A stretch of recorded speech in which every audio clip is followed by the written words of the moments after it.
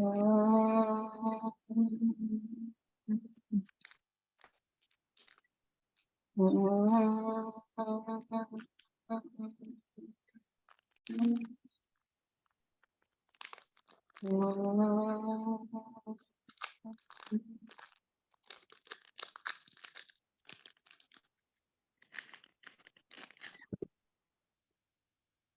we are doing chapter 3, Karma Yoga.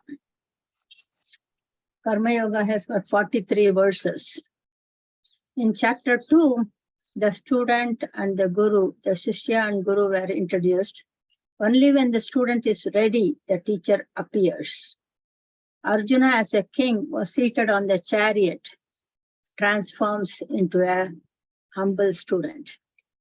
In verse 2.7, he surrenders. And in verse 2.11, Krishna tries to alleviate, lighten his grief and confused state of mind. Krishna explains about inner presence, Atman, and that it is never born and it never dies. It's ever present. Therefore, Arjuna, Bhishma, and Drona's Atma never dies, it is ever present. Self-knowledge is the only way for a human to be relieved of grief. Grief is a very powerful emotion. Nothing in this universe can erase the grief. Then Krishna introduced to Karma Yoga. By performing all actions with Karma Yoga attitude, the mind gets purified, meaning the mind is calm, stable, without anxiety, agitation, unbiased, and equanimous.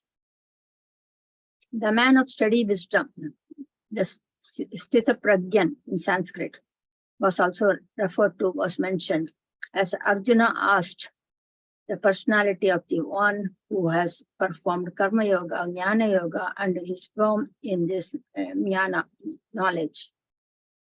His personality was described as one who is completely happy and content within himself and does not require any secondary external situation or another person to keep him happy. He is happy from within. Chapter 3 starts with Arjuna's question. Krishna, earlier you mentioned about Jnana Yoga, that is self-inquiry, and said self-knowledge alone can enable a jiva to attain liberation, freedom from samsara, from sorrows, from the cycle of birth and death. You also mentioned about Karma Yoga, do your duty. Arjuna was told earlier, at no cost, you should not, for any reason, should not ignore your duty. All actions, including fighting in the war as a warrior, should be, needs to be, must be performed with Karma Yoga attitude. Now, Arjuna is asking clearly, if Jnana Yoga is better and takes one to self-realization, why should I even fight this war? If I cannot attain self-realization by Karma Yoga, why are you asking me to do this? I'm not clear in my understanding of what you are saying. If Jnana Yoga, self-knowledge, is superior to Karma Yoga, why shouldn't I pursue that? You praised one and you are asking me to do the other. Verse 3, this was first 1 and 2. Verse 3, Sri Bhagavan Uvacha, that means Krishna speaks. I have created 2 lifestyles in Vedas. One is family life, another that is worldly life, another one is sannyasa, a life of renunciation. Humans, individuals can choose either one. There is no compulsion. 2 lifestyles, and it's in Sanskrit, it's called 2 nishta, Nishta. So path of the world, pravritti marga, and path of return, nivritti marga. We can call it path of return to source or path of no return to samsara. So first one is Karma Yoga, second one is Jnana Yoga, to perform. So performing actions, duties, being in the family, accepting responsibilities in the family and society, services and contributions to the humanity, all this come under the path of world. That is the first one, family life, worldly life. The next one is one who has renounced actions and is in the spiritual path. That person is a hermit. He is not even supposed to light a fire or cook. He eats by Bhiksha Vandanam. That means he goes and asks for food and people give. He can eat only that. He cannot cook. Or he can eat vegetables and fruits directly from the plants. Both lifestyles have two different practices, sadhanas, methodical discipline to be followed. So 2 sadhanas and 2 lifestyles. The point is that 2 lifestyles will not take one to moksha or liberation. It is not how one lives, but how you operate in this world. Only by performing both sadhanas, karma yoga and jnana yoga, one can attain liberation. For a society to be stable, the people need to perform karma yoga. The more selfish humans are, it results in instability, imbalance, and no peace in the society, resulting in disorder, degeneration, and decline. So those days, even though there are few like hostel-like environment, I support one of them. It's called Veda Padashala, where it's called Gurukulam, where children are sent there and they live with the teacher and learn all Vedas. They do the karma yoga by serving the teacher or taking care by cooking or cleaning and things like that, by doing all the things necessary for the entire group. That is karma yoga, and there's no money transaction. At the same time, they learn from the teacher the scriptures, which is jnana yoga. So they get both. They get the basic needs for living there with them, food, clothing, and shelter, and both karma yoga and jnana yoga, that leads those children to liberation. Those who are in family style, performing karma yoga and jnana yoga, they are also in the path towards liberation. Like all of us, now we are in the family, we have our responsibilities and duties, and we do in the society, and at the same time, we are also focusing on these spiritual studies. If at the same time, if an individual chooses to become hermit lifestyle, sannyasa lifestyle, and does not perform karma yoga and jnana yoga, he does not attain liberation. Even though there are 2 lifestyles, performing both karma yoga and jnana yoga alone can lead one to liberation, moksha. This is Krishna's response. Whatever lifestyle one chooses, it is the attitude with which we live that makes the difference in attaining liberation.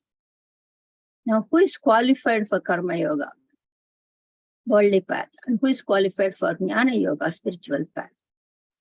Whomsoever has impurities in the mind, like fear, anger, jealousy, worry, likes and dislikes. I like this person, I do not like that person. They all need to perform karma yoga to purify the mind. That is a pre-qualification for jnana yoga. We clean our cars with ultraviolet wash, right? Once in a while, every month or so. We shower on a regular basis.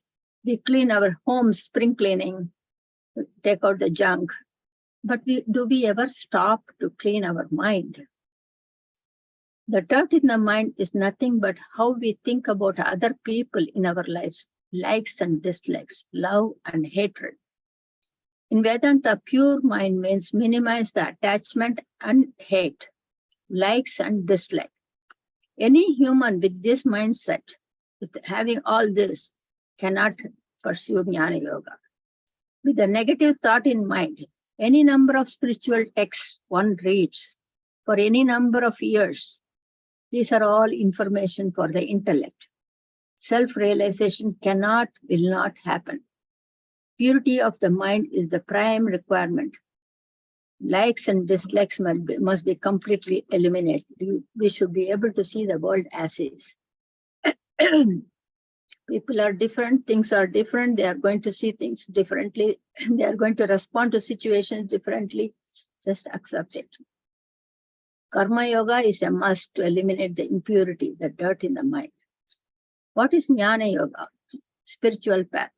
Listening to scriptures, contemplating on what is heard, be convinced by clarifying the doubts, be firm in that knowledge, practice what is grasped daily. Even to grasp and understand, the mind needs to be pure and calm, without agitation, anxiety, or preconceived notion. If we just had an argument just before the class with your family member on silly matters, and then when you come here, your mind is not focused. For even little things. So when it comes to spiritual path, mind needs to be really calm so you can grasp what and understand what is said. Like a mirror needs to be stable. If it is shaky, you cannot see your face properly. If it is dirty also, it needs to be clean and stable. Exactly, that's how the mind should be. Whether in worldly life or in spiritual life, if the purity is low in the mind, Karma Yoga is the methodology, path. And individual, you alone know where you are, where you stand. It's not from outside. We self-assess. That is the beauty of spirituality. We self-assess ourselves and then detour as needed. Karma is actions and yoga is practice. Karma yoga is a must. Therefore, perform all actions that you do with a Karma yoga attitude to purify your mind. And what's the need for Karma yoga? That is verse number 4. Every being is bound to perform actions. Not doing anything is not an option at all. If one has taken the body, actions are inevitable, they are natural, they are normal. That's how all beings' bodies are programmed since birth. You cannot renounce the performance of any action, but you should perform and at the same time renounce it in the mind. I am the doer should go. The ego has to dissolve. Body, mind, and senses are always active. They cannot be quiet or silent even for a moment. Performing physical activities day in and day out, all day is not different. It's not difficult. It may be exhaustive, but it's never difficult. We all do it. We have been doing it for years. We all have worked long hours, week after week, month after month, but sitting silently in a room for 2 hours without any technology, phone, iPad, or any books or anybody to talk to, just sitting quietly is very, very difficult. Action is the natural condition of human body. In verse 5, Krishna says, do all actions with a pure mind.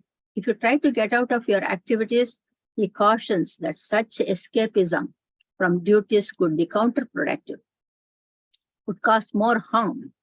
Inaction, therefore, is not an option at all. Renunciation of anything has to happen in the mind. Say, for example, our kids are doing their homework. They have to do homework or prepare for their exams. But what happens is parents generally hide their toys or things like that, magazines that they are interested in, so that the kids can focus on this, on their studies. When that happens, the kids may not be reading that magazine or playing, but the kids will be thinking about it. So they are neither enjoying the magazine or game, nor they are focusing on their studies, right? So they are unable to focus on their studies. So this is from my personal experience. In 30 years ago, when I was in India, I used to tutor children in the evenings. There was one kid, he was in 8th grade, and he was not getting good grades. His mom told me that. So I said, okay, send him to me. I will check it out, find out what is wrong. So when he came to me, he said, I like to watch Star Trek. It's a half-an-hour serial, TV serial, comes once a week. and his mom, or I don't remember, once a week or every day. And his mom's parents said, no TV, you have to do your homework. So he was not focusing. So I told him, in my house, I will allow you to watch that half-an-hour program, and then you do what I say. Is that okay with you? He said, okay. Then I told his parents also, this is what is happening in my house. He watches it, and then he does his homework. So it's important for us to know how we handle such situations in life. Whatever needs to be done must be done, but at the same time, we want to be without agitations in the mind. So renunciation has to happen in the mind, not outside, external. So another example is diabetic patients. Diabetic patients may not, they may not eat sugary items, but they may be craving for it in the mind, right? Then same thing with BP patients, salt. They like less chips, but they need to be able to say, okay, this is good. This is not good for me, so I should not eat that. They have to be able to renounce it in the mind. We all have seen this, experienced this. This is all taught in Gita. So that's what he says. It's important to renounce in the mind. Otherwise, you can take the hermit lifestyle, sannyasi lifestyle, and still you'll be thinking about the worldly lifestyles. So that's why there are false yogis too, who have not done karma yoga, and mere change in appearance is dangerous. Such individuals can fool the society, posing as a yogi, but they know from within their heart that they are not, because they have not renounced the worldly interest. Even Vedanta today is often used for name, fame, money. So this knowledge, it's important that we don't capitalize on this. This is something that needs to be spread across. So these have neither performed karma yoga nor they have developed a pure mind. Krishna says to Arjuna, you are not just ready for jnana yoga. You need to purify your mind. Right now you have the attachment. You are in grief and in delusion, state of what is right and wrong is confused. Had Arjuna gone to solitude in pursuit of self-knowledge, he would not be focusing on that. He would be thinking about Bhishma, Drona in the war front and his enemies. So until the mind is pure, without likes and dislikes, every individual has to perform karma yoga. Now, verse number 8, what is karma yoga? Niyatam is duty. Do your duty. Personal hygiene is a duty. Whatever needs to be done must be done, no choice, no option. Proper eating, resting is all our duty. No one, not even a medical professional can do it for you. Your health and your wealth are in your hands. They can assist you when needed, but it is our duty to take care of ourselves. Why do we take care of our body? Because unless you have a healthy body and healthy mind, you cannot pursue this self-knowledge. That is the ultimate goal of human existence.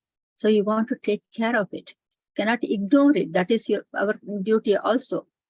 There is no merit for performing your duties, but there is demerit, sin, if you don't do it. Like an infant starts to pushing up on their hands, sitting up, and then rocking back and forth. We have all seen this creeping, pushing oneself on their stomach and crawling and then standing up and walking and running. All these things are, every stage has got different duties to do. They just can't not do it. Must be done for evolution. Similarly, do your duty for your evolution.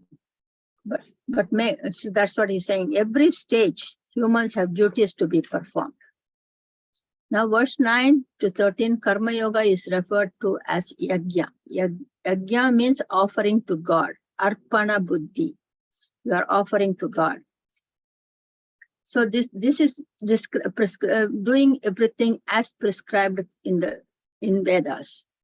If there are religious ceremonies, practices, follow the rites. or ATES. Krishna says, do all actions to the best of your ability without attachment, without expecting, without focusing on the results of those actions, enjoying the process with a cheerful attitude. So now what is my duty? How do I do without attachment or without expecting any benefit? Your own mind will tell you, will guide you. The thought will guide you. Just like how you know you are hungry. Nobody from outside has to tell you. So if you feel guilty for not doing something, then that is your duty. The mind is the inner guidance. The gut feeling, we say, will direct you as to what needs to be done and not done. No need for any external factor to remind us. Based on 4 ashramas, is talking about 4 stages of life, which is prescribed in Veda. That is brahmachari, grihasthan, vanaprasthan, and sannyasa. That is, the first is a student, then family person, then retired person, then person who has renounced. So a student's life duty is to focus on learning, studying, listen to parents and teachers. They should not get involved in any politics or income. Should not take on additional responsibility. So they can focus on learning and move on. Things have changed nowadays. The reason is because once we have work also, work study program. The reason is once you get the interest in the money, then you may come down in education and focus on money. That is why. So you don't want that distraction to affect your pursuit of knowledge. That is students' responsibility. Next one is family person. This stage is not the end of human existence. Do your duty and step back to the next one is number 3. Humans generally tend to keep on working, spending time with worldly attractions, pursuit, and eventually die. But you need to have some time to come into spiritual life. The third one is retired person, vanaprastha. Nowadays we can call one retired. One can be in the family and not involved in day-to-day activities, support as needed, and step back to study scriptures. That is the stage I am in. My children, I live with my children, they do everything. If they need help, I'm available at all times. But when they are doing their things, I will be studying. That is vanaprastha. That's where you want to focus your life on this study of these scriptures at some point in life. I know earlier stages, we are always busy until the children are settled. But at some point, we want to make sure that we make time for this also. It's good all of you are attending now. So next one is sannyasa, renunciation. Renounce all worldly possessions and live alone, isolated, single-pointed focus on self-knowledge. Means you do not crave, long, or lust for. Basic needs are met and use that time for spiritual knowledge. Each stage has specific duties and they are referred as Dharma in Sanskrit. Humans generally perform any and all actions with a question, what is in it for me? Krishna is asking us to change that attitude. Karma Yoga is not a special additional activity. If you want to go to the temple or church or mosque, you need additional effort and time. But Karma Yoga is the attitude with which we do what we do on a daily basis. Whatever we do, doing them without expecting anything in return is Karma Yoga. We are often happy to do some duties while we do not like or enjoy doing certain things.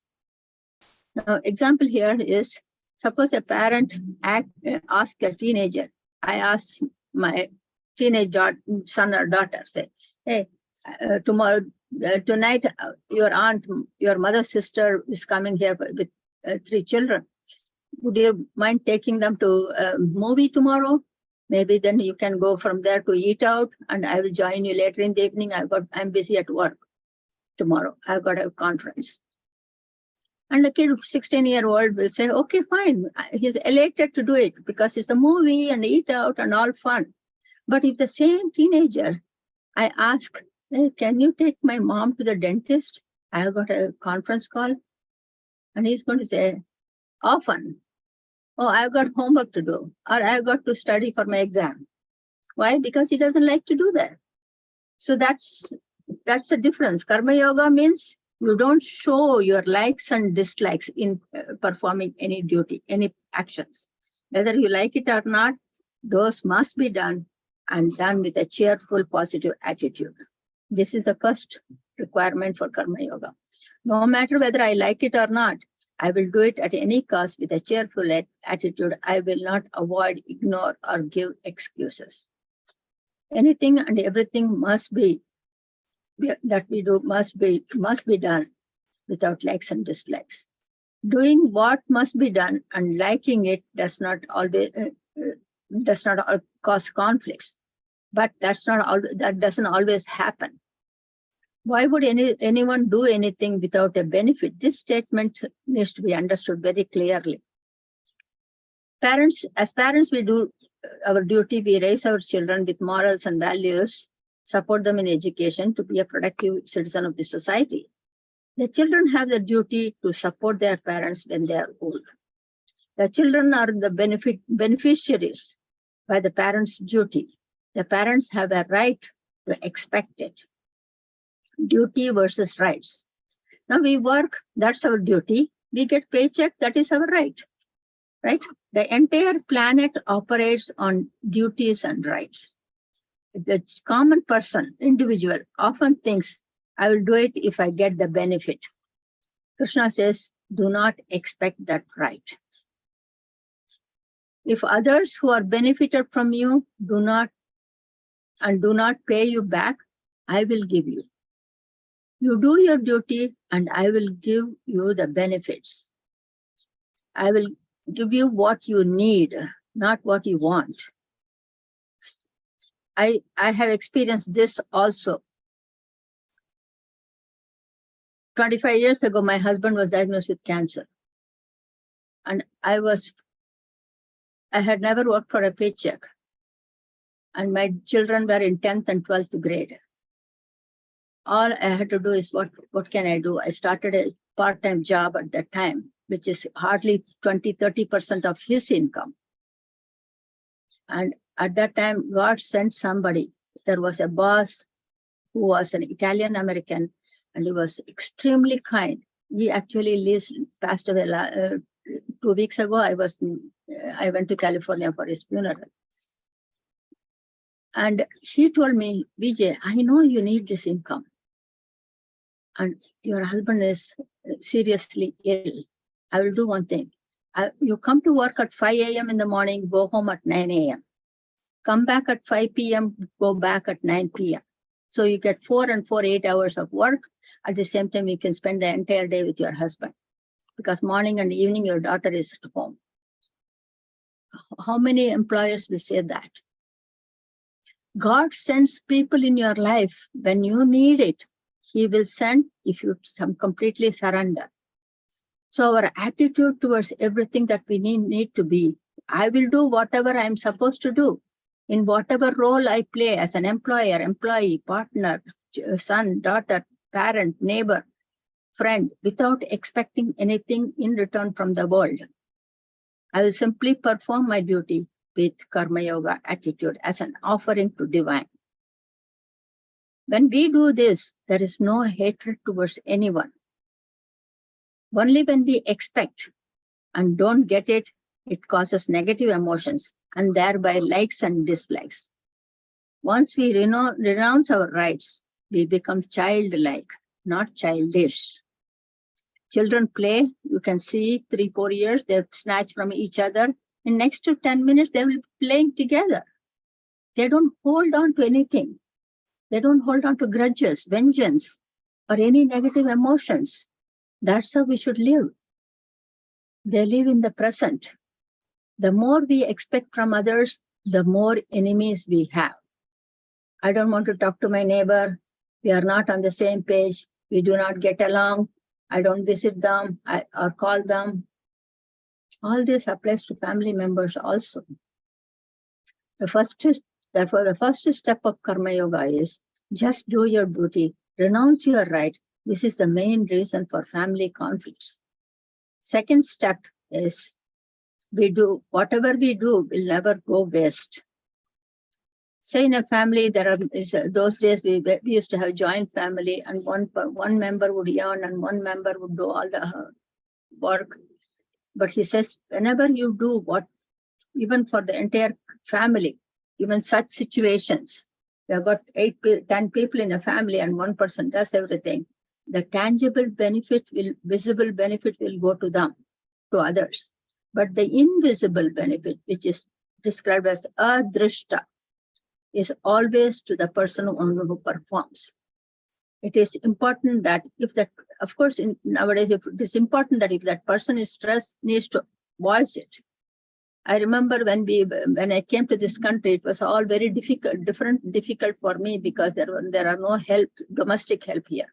We have to do everything, right? So we used to have a family meeting every Friday evening. My husband and 2 children and we used to discuss. And I would say, I need help in this. I need help. I'm not able to do it. You have to have that open conversation. That way others can.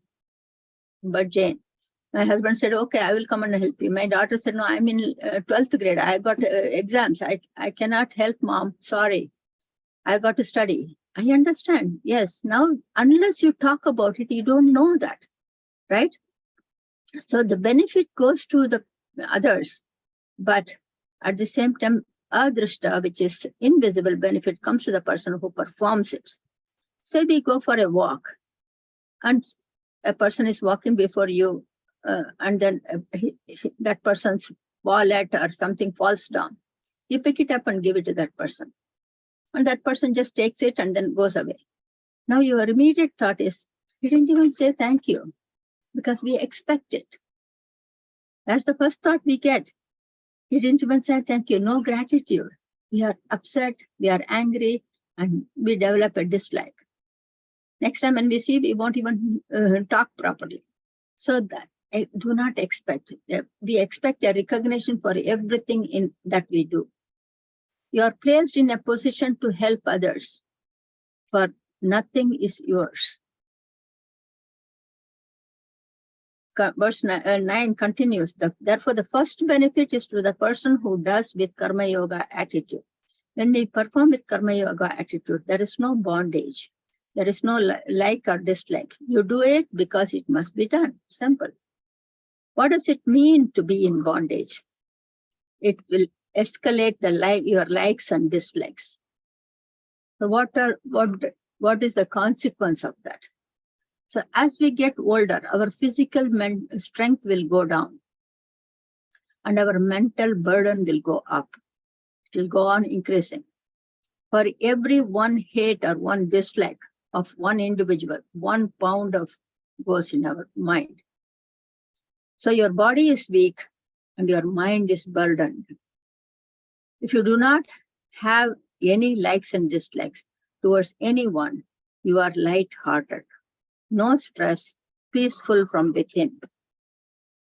I remember again, my mother used to say when I was 13, 14 years, because in school we had some argument, we'll come back. And then I will tell her, she told me this, she told me that, and she would say, you cannot climb Mount Everest with a big, heavy backpack. Empty it. She would tell me that those days in late 60s.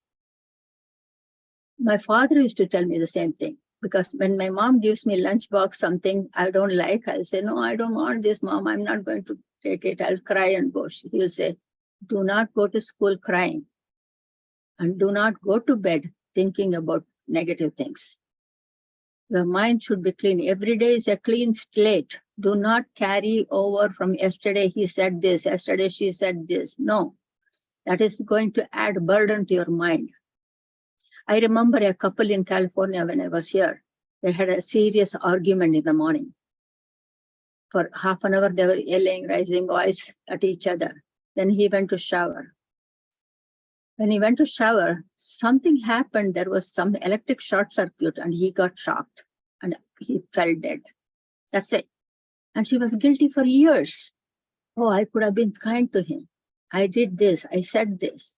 You never know. So watch out for how we think. That's very important. Krishna says, he talks about the next one. Now this is duty. Do your duty, whatever is needs to be done, performed, you do it without expecting any result. Meaning without expecting appreciation, recognition, awards. Just it must be done, I will do it, no matter what. That is the first one. Second one, he talks about desire-prompted actions. We all enjoy pleasurable things.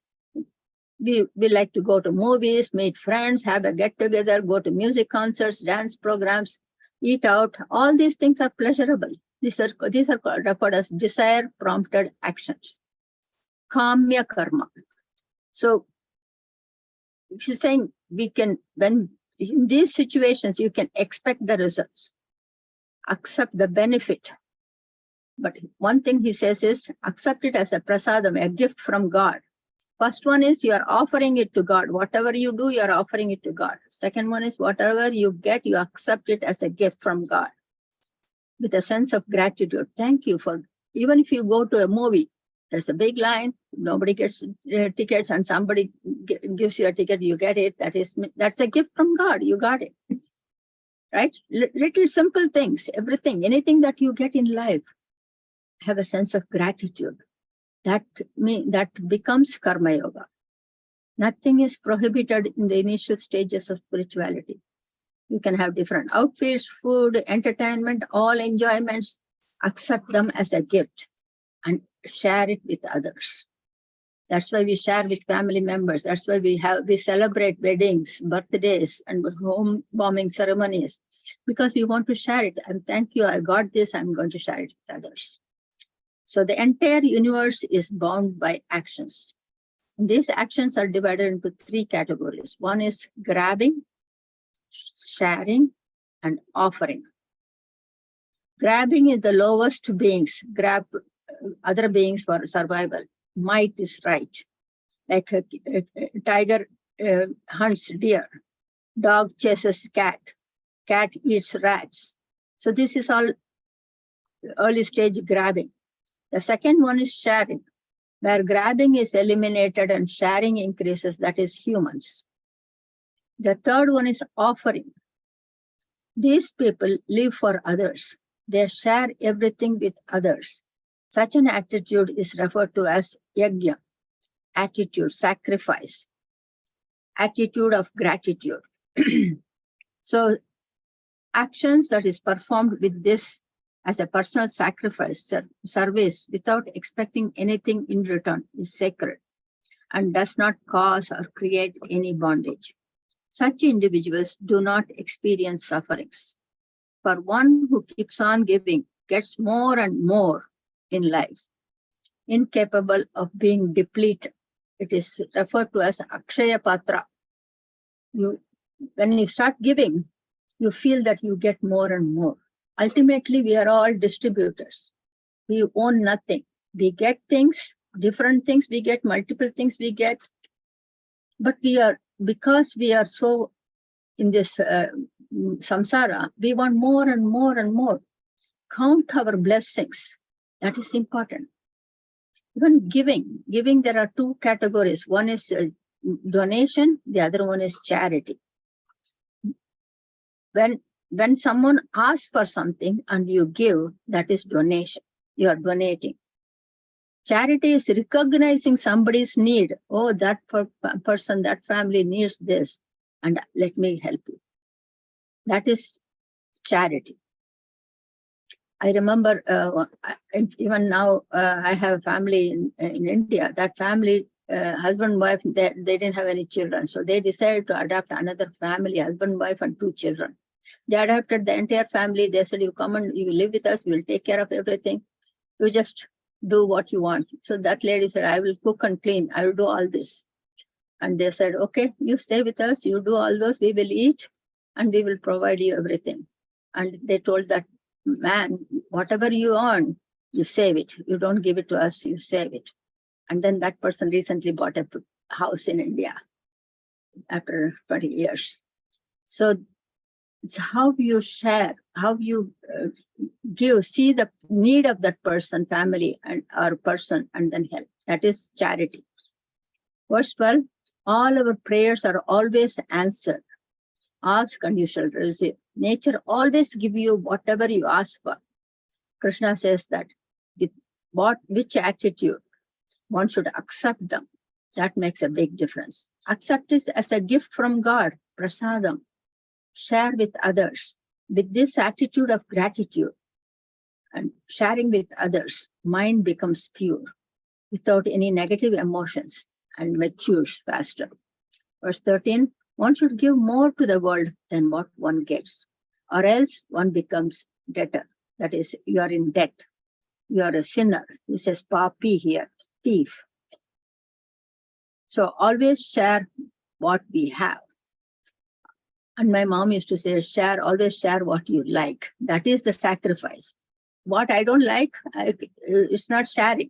It's just giving it away. But share, always share. Ask this question, how is my existence helps this humanity? What am I contributing to humanity? Actions by themselves are neither good or bad. Our thought makes it so. Every action has a consequence, and every success and failure is interpreted by our mind. When you get the expected result, then you say it is success. When you don't get it, when it doesn't fit your expectation, then you call it is a failure. But whatever comes, accept it as a gift from God. Krishna says, even a single day without service, sacrifice is a waste. That is why in India, we used to do the Rangoli. Why do we do Rangoli? Now it has changed so much. My mom used to tell me, you do it only with rice flour. Why? So that the ants can come and eat. That is a charity. They are hungry. They are looking for food. Why don't you give it to them? So that is rice flour. And then we used to give feed to crows every morning. When we cook, we first give rice to crows. All the birds, they'll come and eat a little bit. And at night in India, those days, now it is illegal, I heard, somebody told me that. We used to feed the stray dogs. They are stray dogs, they are going away, they don't have food, so we just leave every night a little bit outside. This is all offering to the community, to the nature. We cannot eliminate them and put them somewhere else. So to sacrifice, now we have the whole world has changed a lot. So we want to see if we can come back. To sacrifice, to service, actions are necessary. These are referred as yajna. Yajna, that is sacrifice, operates through reciprocity. Krishna prescribes 5 yajnas here, 5 kinds of sacrifices that every human being should be doing it on a daily basis. One is Deva Yajna, which is prayers, worship, a sense of gratitude, not asking for something. That is, prayer is, nowadays we ask for so many things. It's a sense of gratitude for what I have. Thank you for what I have. Rishi Yajna is Swadhyaya. That means studying, reading, reciting scriptures. That is you're sacrificing your time for all those 2 rishis who have come up with all these things, all these scriptures. Then Pitru Yajna is this body was given to us by our ancestors. Just think about them, thank them for what you have. I have heard people saying, my father should have done this, should have done that. Don't use all those words. Should have, could have, would have. Eliminate it from your dictionary. You cannot change what is done. So you can just say, thank you. At least you have given me this life, this body, this opportunity. Let me do my best. That's the attitude. That's Pitru Yajna. 4th one is Nara Yajna. Humans, help others. Feed somebody who is hungry. Volunteer somebody for shelter or homeless people. Donate something. Educate. Teach somebody. Educate. Do the tutoring. Meet the needs of humans. That is Nara Yajna. Then Bhuta Yajna. 5 elements. All beings are made up of 5 elements. Animals, birds, insects. So help them in every possible way. Man and nature are interdependent. We need to protect our nature. If we keep on taking from nature, the depletion is the consequence. We have pollution, we have river pollutions, deforestation, all those things are happening. All the negative things, a lot of negative things are happening. We need to live in harmony with nature. So Krishna says you can enjoy all the pleasures of your life, but pay for it, give back. There is no free lunch. Because of the human mindset to get anything that is available for free, now the businesses are capitalized on it. You can see always buy one, get one free. Then people go and buy whether you need that one or not. One has always to give back in some form. The taker cannot be always taking. The giver should not always keep on giving. Also, there should be a balance between these two for the society to function very effectively. Verse 14, the entire universe is such, interdependent, interlinked, and cyclical. Too long, we humans have overfed our ego at the expense of environmental, ecological. Eco-friendly is nature-friendly. All beings are from the food that parents ate and we ate. This body cannot sustain without food. And food, where does food come from? The earth. And how does the food come? Because of the rain. And how does the rain come? Rain is because of people living the dharmic life. That's only then you will get, otherwise it will be drought and famine. So only when humans perform karma yoga, offering, sharing, daily sacrifices, there will be rain. Those days, sacrifices were performed for the benefit of the entire humanity to fulfill human needs. Now, where does these yajnas come from? They come from Vedas, Shrutis. When humans are selfish and choose to gain without effort, there starts the downfall. Every gain has to have a corresponding effort. Even a sparrow, think about it, in the nest, has to come down to look for the food may be right below the tree, but food is not dropped in the nest. It has to come down and make it. Our effort is absolutely necessary. Our contribution to society's benefit towards nature is vital and is a must. How can I help somebody? Every day, think about it. Krishna addressed duty from different angles, act without expecting, act without the right, sacrifice that right to get back something, enjoy all blessings and results of desire-prompted actions with gratitude and sharing with others. Karma yoga is absolutely necessary and vital for stable society. Now, what are the benefits of karma yoga? The mind gets purified, likes and dislikes gets eliminated. There is no comparison, competition, anger, jealousy. What is in it for me? I alone need to get more than the other person. That attitude is all eliminated. With a pure mind, one is able to discern, thus able to recognize the truth from appearance and qualifies for jnana yoga, leading to liberation from sorrows. Karma yoga is the stepping stone for jnana yoga. Until one is purified in the heart without likes and dislikes, unbiased, objective, equanimous, and able to see one in all, one has to perform karma yoga. And you alone know where you stand. So we can assess ourselves. That is why self-assessment is important. Suppose Arjuna says, I have the pure mind. Why not I pursue jnana yoga directly? I can renounce all my actions.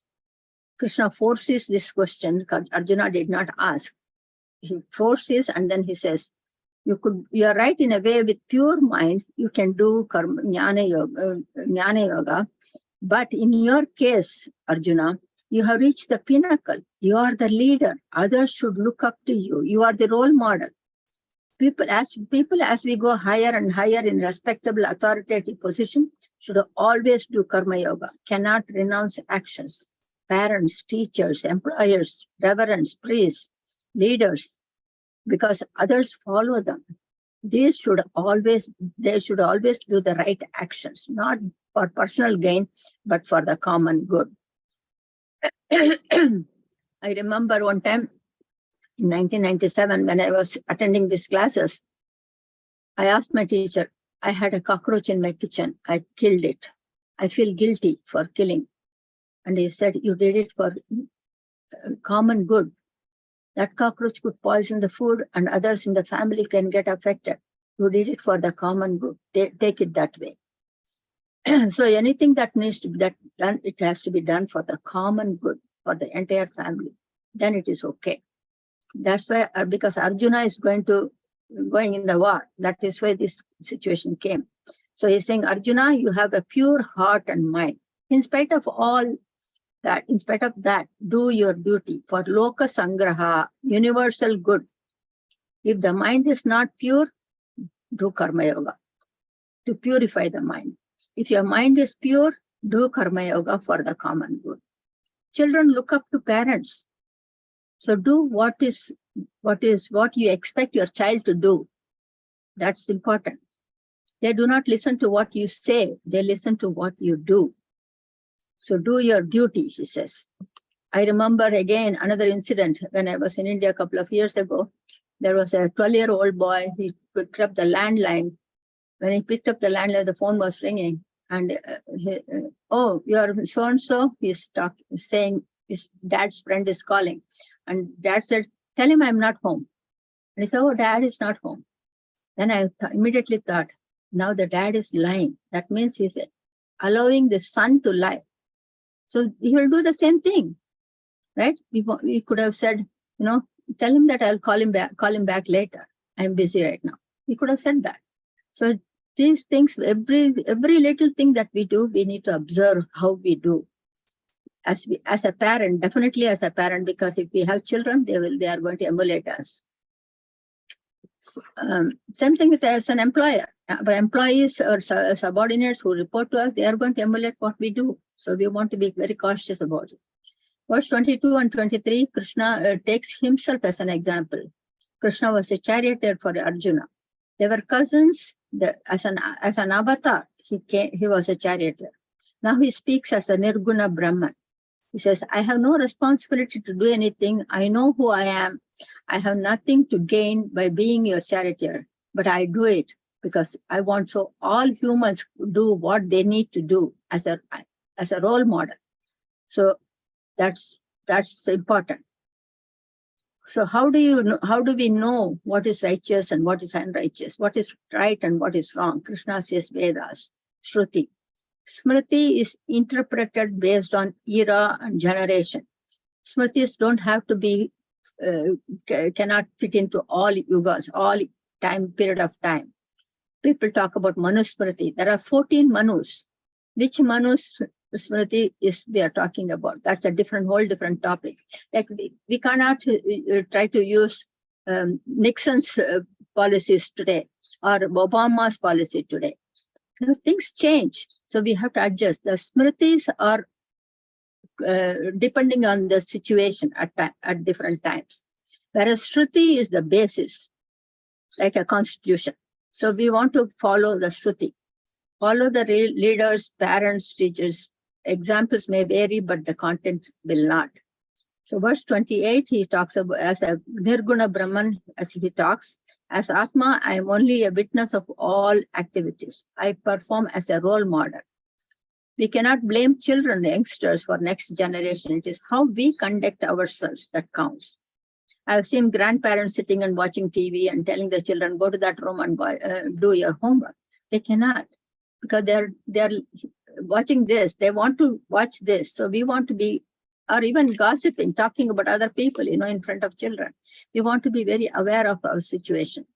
So Arjuna, for the benefit of others, for the right cause, for Dharma, right, for righteousness, do your duty. So verse 30, he's saying, offer all your actions to me. Be firm that I will be with you always. Do your actions without I-ness and my-ness, I and mine, without ego and without what is in it for me. Do your duty based on which stage of your life you are in. If you are a student life, don't do the family life's responsibility. If you are in family life, don't do the other one. Do what is wherever you are. That is your stage. Do your duty. Whoever does this action with such an attitude will develop a pure mind and is getting ready to be liberated from the shackles, bondages of life, struggles, and strides. Those who do not, who are arrogant, egoistic, with the I am the doer mindset, will be sinking in the ocean of whirlpool of life and birth and death. Verse 36, Arjuna is asking a question. 36 and 38 are also very important. 36 is asking Krishna, saying, no one intentionally choose to do anything wrong, adharmic, unrighteous act. Though these unrighteous acts are not desire-prompted actions. They know the consequences that they might suffer, but many do it anyway. Even a thief would say, when asked, I know it is wrong, but I don't know what else to do it. And if I don't do it, my family will suffer. I need to give them food. That's a different question. Again, it is a question of survival. You know, the society needs a systemic change. Another one example is an alcoholic wants to stop the bad habit. I know it is bad for me, but I'm not able to stop. Another one is I get angry all the time. I'm not able to stop it. I don't know how to do it. A short-tempered person says, it is as though there is a compulsion from within that is forcing them to do it. So why do people do wrong things that is not helpful to individuals, families, friends, and society? Self-destructive behaviors. So Krishna says in verse 38, they are the likes and dislikes within you. Desires, likes in your mind, in your own mind, are the cause of wrongdoings. It doesn't look like Krishna answered the question. Without any desires. The question was, without any desire, people tend to do wrong things as though forced or triggered automatically from within. Krishna says desire is the cause. Let's analyze this statement. Say one individual commits a misdeed, unrighteous action. He keeps on repeating it, and it becomes a habit to the extent that he doesn't recognize that it is right or wrong. He has no guilt. That becomes his lifestyle. His mind wants to do something, and the decision-making faculty, the intellect, has been influenced by the mind, convinced by the mind, persuaded by the mind. Therefore, the intellect goes along with the mind. He has lost the ability to assess the situation, analyze and instruct the mind, resulting in the mind, both the mind and the intellect, to proceed with the action that the mind thinks about. Sometimes we can see this in teenagers. They know what is right and wrong, but the friends influence. Then when they cross the teenagers age, after 19, they will change back. So the family foundation is important. Then people who are not wearing masks for the common good, or not getting vaccination. These things are why? Because the mind says something, and the intellect, the decision-making faculty, goes along with the mind. When the intellect loses its capacity, one is deluded and he keeps doing whatever the mind wants to do. This is an example of chariot. I'll show you in the PowerPoint. So very much like now, what happens is it's very much like a dog. We take the dog for a walk. Okay, let me take the dog for a walk, but eventually after 15 steps, the dog starts taking you for a walk. So that's how exactly what happens between the mind and intellect.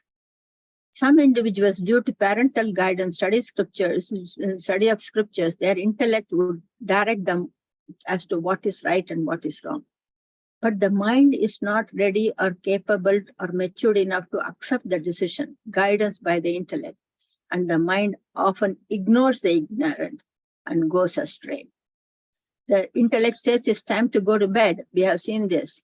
You need that melatonin at night. You need proper rest for your body. But the mind says, I need to watch that movie. And you stay back. We see this, all these things are in everyday situations we can assess ourselves. The mind is the cause of all problems and sufferings. The chariot is mentioned as a symbolic representation. We'll see that. And intellect is in Sattva Guna. We are almost ending. In another 10 minutes, we should be ending. Intellect is in sattva guna, meaning wise, objective, doubts, analyzes, and decides. Whereas the mind is still in rajoguna, that is passion and activities. Now, what are gunas? Gunas are modalities or tendencies or qualities, attributes, aptitudes of existence. Sattva guna is positivity, goodness, calmness, stable, objective, truth, balance, peaceful, and virtuous. Sattva. So intellect is sattva guna. Rajoguna. Rajoguna is activities with passion, desires, always on the run, doing something or the other, achieving, accomplishing, type A personality. Tamoguna is inactivity, dullness, lethargic, indifference. People are not categorized by this. We want to be understood. A lot of people have misunderstood this concept. Every human has these three qualities.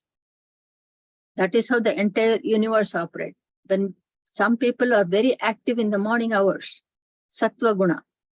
Like I wake up at 4:30 and I'm studying and reading and doing it until 7:30, 8, 9 o'clock. And then I'm on the run. That is rajoguna, do this, do that, all the tasks. At the end of the day, I'm tired. I'm exhausted. By 4 o'clock, I'm sitting back. I'm lethargic. I'm dull. I want to just relax, not do anything. So that these things are indifferent. It changes from person to person. Some people are active in the sattva guna in the morning. Some are sattva guna late in the evening. IT people, especially IT employees, they are so busy at night. From after 9 to 12, they are so concentrated, focused. They are sattva guna at that time, or rajoguna at that time. So it changes from person to person. It is not, we cannot say this group is sattva guna, this group is rajoguna, this group is tamoguna. No, that is not right. So this needs to be understood very clearly. People do not want to do wrong things as the intellect is in sattva, but the mind is in rajoguna and says differently. Example, the doctor has emphasized that your A1C is high, avoid sweets. The patient intellectually understands it, but his mind would say, once in a while, I can eat it. It's not bad. Once in a while, I like that sweet because the mind wants it, the senses wants it. Or we are driving, the speed limit is 65, but I still drive the car at 75. The intellect knows 65 is the speed limit. The mind says, I can go fast. There are no cars. The mind convinces the intellect. The mind seeks the pleasures and ignores the intellect. That's why humans are the product of our choices. Arjuna, the culprit is the desires in the mind. When you live with karma yoga attitude, the desires automatically wither away. Like a 3-year-old may ask a tricycle, an 8-year-old may ask a bicycle, an 18-year-old may ask a motorbike, and by 25 he may ask a car. He's not going back to the tricycle. So when you live with a karma yoga attitude, the desires automatically wither. They have to wither. We cannot suppress them. We can see some have been in the wrong path for many years, and then they come back to listen to their intellect after some time. You can see that the people change. People change all the time. They are not the same. So we cannot hold back. So verse 40, what is the source of desires? Senses, mind, and intellect. These prevent seeing the Atma, the inner presence, and deludes the mind, deludes the jiva. Verse 41, therefore, Arjuna, watch your senses. Do not let them drag you to the outer world. 42, know that supreme presence, which is beyond the senses, mind, and intellect. That which illumines all these tools. Now we go to chapter 3 summary. Karma yoga. Karma is actions, yoga is practice. All actions that are performed is actions. Use the same actions as a mean for higher level of evolution. Chapter 3 started with Arjuna's question, if self-knowledge, jnana yoga is superior to karma yoga, why do you ask me to do karma yoga? Karma yoga is the first step, a stepping stone to jnana yoga, Every human must do their duty first. All actions must be performed without expectation, without expecting the result. Desire-prompted actions are not prohibited, but when the results come, accept them as a gift from God and share it with others. This is referred as Arpana Buddhi and Prasada Buddhi. Arpana is offering, Prasada is accepting. Whatever comes as a gift from God. Swadharma is do your duty with cheerful, positive attitude. Do not expect any result. Do it because it must be done. Enjoy it through the desired prompted actions, but accept the outcomes as the gift from God. Share those benefits with others. Whatever you gain them through individual efforts. Giving should always be greater than or equal to what you are getting, or else you are indebted to nature. Even when you have the purest mind, do your duty for the benefit of others. Loka sangraha. Finally, remove all desires that multiplies, that causes cravings, and therefore brings you back to the cycle of birth and death. Now, let me just show you a few slides and then we end with this.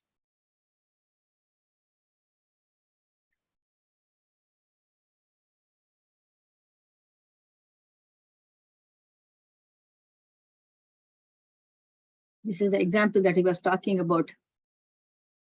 Children, they do it. They don't stop. Whatever needs to be done, they do it.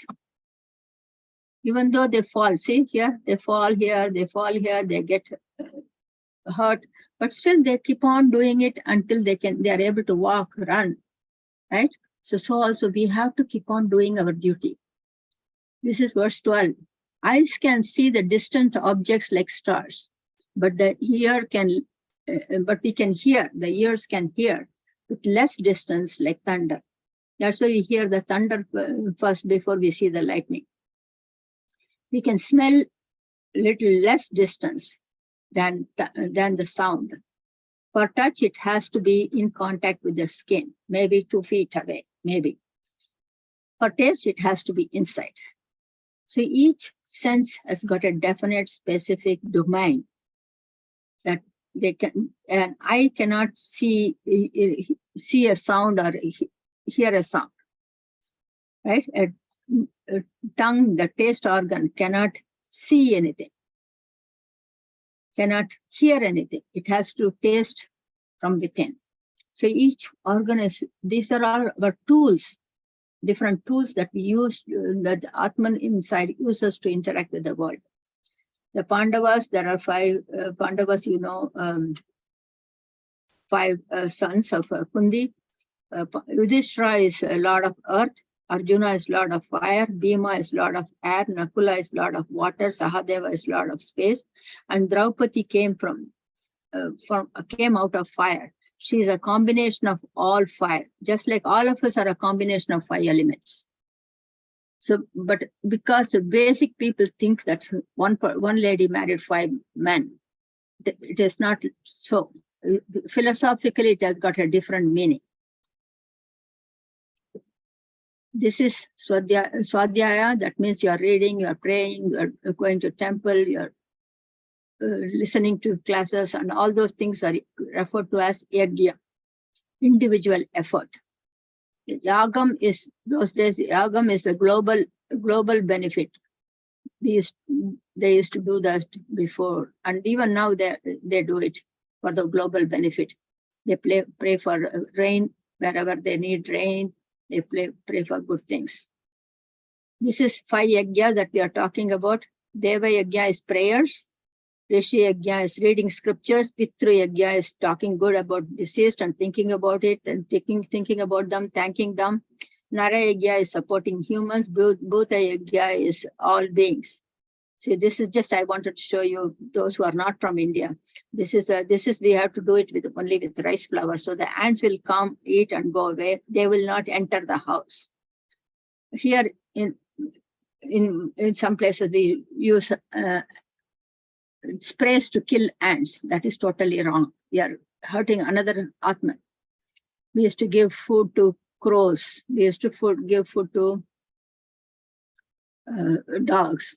This is from my backyard. I used to feed the birds every day. They would come, the birds, at least 50, 60 birds would come and eat it. But in the, it was in Arlington. Now I moved to Melrose. Here, feeding the bird is not allowed. So, but it's a different situation. There's no right or wrong here because the buildings are made out of wood here. In India, it's made out of cement. The wooden buildings. Then what happens is when I feed like this here in Melrose, all the other rats and squirrels, they come and then they go underneath and destroys the building's foundation. I understand that also, so I don't do it. So, but then this is basically what it really means is live in harmony with nature. That's all. See, now this is pollution, river pollution. This so much of dirt. This is earth pollution. This is deforestation. And we do it. We humans do it, and then we face the consequences. We need to be able to live in harmony. This is coexistence. Everyone should be able to live together, coexistence. If it's coexistence or no existence. This is from Katha Upanishad. I have the same thing, 2 slides. The entire chariot is our body. Okay. This here, the Krishna, the charioteer is the intellect, our intellect. These reins are the mind. These horses are the senses. That's why there are 5 horses, they go in 5 different directions. The mind has to pull it back. The intellect, it should be in intellect's control. The chariot is the example of the entire body. And the Atman is seated here.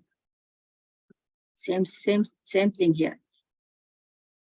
So this is the Katha Upanishad, chapter 1, section 3, verse 3. Know that the Atman is the Lord of the chariot. The body as only a chariot. Know also the intelligence or intellect is as the driver. Know the minds are the reins. So I thought that's the end of it. Let me end it, and if you have any questions, you can ask. Om Shanti Shanti Shanti.